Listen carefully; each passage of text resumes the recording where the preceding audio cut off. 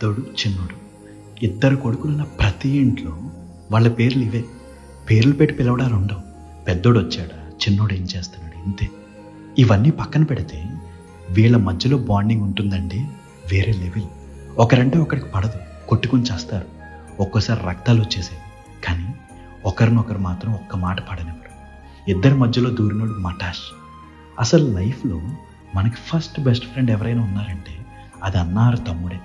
ఎన్ని మెమరీస్ ఉండుంటాయి కదా వాళ్ళతో మనకి. చిన్నప్పుడు వాడితో ఆడుకున్న క్రికెట్, వాడు అవుట్ అయిపోగానే ఇంకా నాకు ఇంట్రెస్ట్ లేదని వెళ్ళిపోయేవాడు. కర్మకాలి మనం తమ్ముడైతే మన బతుకు మొత్తం సెకండ్ హ్యాండే. అన్న బట్టలు, వాడి సైకిల్, వాడి బుక్స్ అన్నీ వాడివే.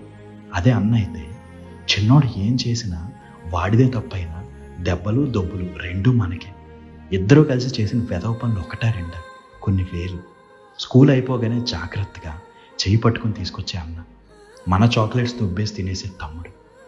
అన్న తమ్ముడు ఇద్దరూ సైకిల్ మీద కూర్చొని ఊరంతా తిరిగిన రోజులు గుర్తున్నాయి. ఇప్పుడు లైఫ్లో బిజీ అయిపోయి పెద్దోడెక్కడో చిన్నోడెక్కడో సెటిల్ అయిపోయినా మనకి ప్రాబ్లం వస్తే ఫస్ట్ కాల్ వెళ్ళేది వాడికే. ఇప్పుడు వాళ్ళిద్దరూ డైలీ మాట్లాడుకోకపోవచ్చు, బట్ వాళ్ళిద్దరికీ తెలుసు ఏమొచ్చినా వాడు నాకు ఉన్నాడు అని. బ్రదర్స్ మధ్యలో ఉండే బాండింగ్ ట్రూలీ స్పెషల్ కదా. It last for ever. ఏమంటారు? ఉంటా అండి ఇట్లు.